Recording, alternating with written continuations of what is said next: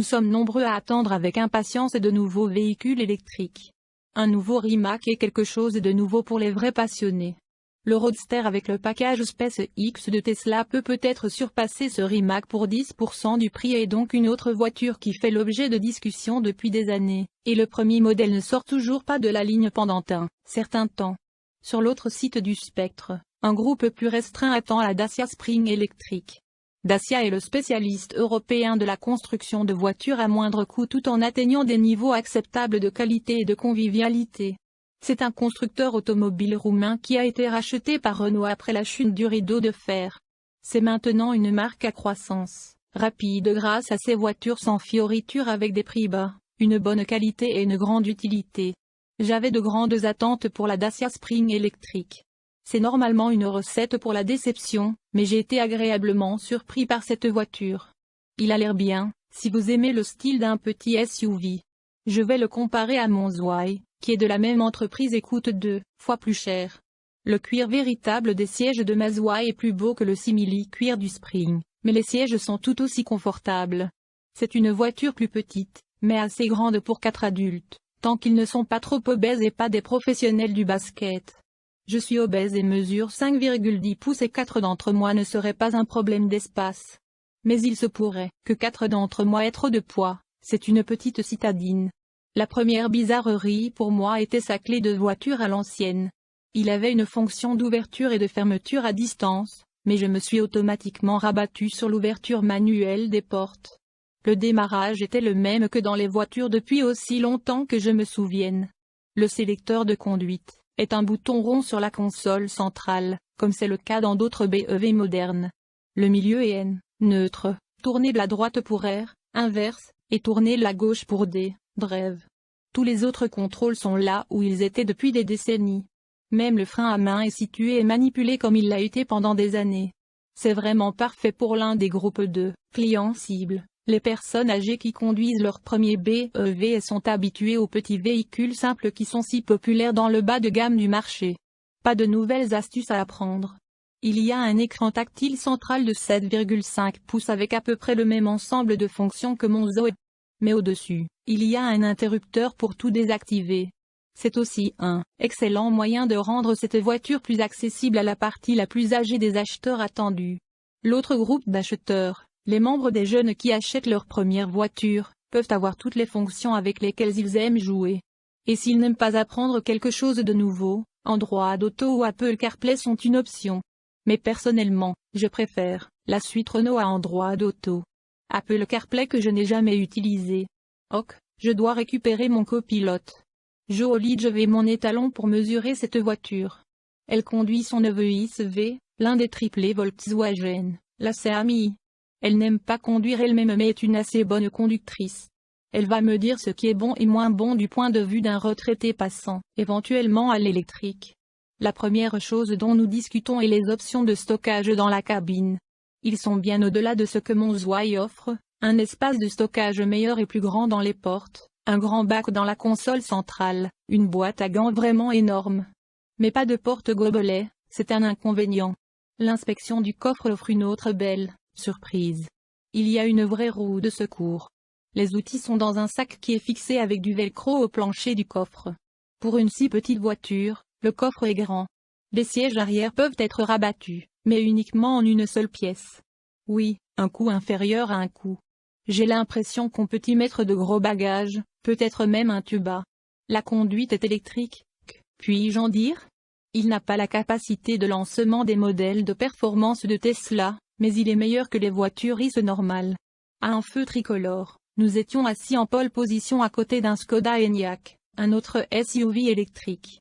Il coûte près de 3 fois plus cher et est gigantesque par rapport au Spring. Skoda a le même rôle dans le groupe Volkswagen que Dacia dans le groupe Renault, en mettant sur le marché des versions à moindre coût qui offrent un rapport qualité-prix élevé, mais pas aussi bon marché que Dacia. Le pilote Skoda était clairement heureux de montrer qu'il avait le meilleur BEV. Il a enfoncé l'accélérateur, tout comme moi, avec un résultat satisfaisant. En atteignant la vitesse maximale locale de 70 km/h, la distance entre l'Enyaq et nous était la même qu'entre nous et le reste des voitures qui attendaient les feux de circulation. Dans les zones urbaines, le printemps est plus que suffisant. Pour rejoindre l'autoroute, ce qui compte, c'est de passer de 70 km/h à 100 km/h. Je dois avouer que j'étais préparé à une manœuvre plus difficile, mais la Spring était aussi agile qu'il le faut, pour se fondre facilement et en toute sécurité dans un trafic routier dense.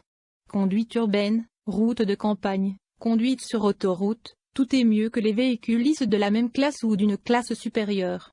Sur autoroute, la direction s'est avérée très légère. Il est facile pour un conducteur distrait de sortir de la voie. Peut-être que c'est rendu trop facile. La destination suivante était un grand parking vide. C'est là que Joe a repris le volant. Accélération, freinage, virage, tout était au-dessus des attentes. Après la séance photo, nous avons effectué nos derniers tests, des tests de charge CC sur une station Fastned et charge K sur notre chargeur domestique. Les deux étaient impeccables. Sans charge rapide DC, vous ne pouvez pas recharger en voyageant, cela limite la portée effective à moins de la moitié de votre portée totale, à moins que vous ne visitiez un endroit où vous pouvez recharger une demi-journée. Je ne comprends pas pourquoi il existe même des BEV proposés sans charge rapide DC. Recharge Dacia Spring électrique à la borne Fastned. Ce véhicule offre beaucoup pour son prix. S'il avait été sur le marché lorsque j'ai acheté mon Zoe, j'aurais réfléchi à 2 fois avant d'acheter le Zoe. Ce qui m'aurait fait décider en faveur de la Zoe, ce sont la plus grande autonomie, une meilleure vitesse de chargement, le régulateur de vitesse et les sièges avant chauffants. Le Spring a tout le matériel et les commandes pour le régulateur de vitesse, mais seul le limiteur de vitesse est installé. Je n'ai jamais compris le fonctionnement du limiteur de vitesse. Est-ce pour les personnes qui craignent les contraventions pour excès de vitesse? Ce que je sais maintenant mais que je n'aurais pas réalisé lors de l'achat du Zoe, c'est sa meilleure insonorisation. Sur l'autoroute, la Spring est remplie de bruit de vent et de pneus. La suspension plus sportive du Spring est également moins confortable sur les longs trajets. Le Spring est disponible en 2 niveaux de finition. La base est de 180 000 dirhams marocains. Pour cet argent supplémentaire, l'écran de 7,5 pouces est ajouté avec tous les goodies logiciels associés, ainsi que la roue supplémentaire, la caméra de recul et les capteurs de stationnement à l'arrière. La recharge DC à 30 kW maximum est une option qui coûte 5 000 dirhams marocains. Sans charge CC, l'autonomie effective de la voiture est d'environ 85 km avant que vous ne deviez décider de rentrer chez vous. La charge AC est tout simplement trop lente pour être utile pendant les trajets en voiture. Cela représente 200 000 dirhams marocains pour la voiture. Lorsque vous ajoutez de la peinture métallisée, ce sera toujours en dessous de la barre magique de 200 000 dirhams marocains à 190 000 dirhams marocains. La plupart des critiques contiennent toutes les spécifications qui pourraient vous intéresser, ou pire, le critique s'y intéresse, mais vous ne l'êtes pas.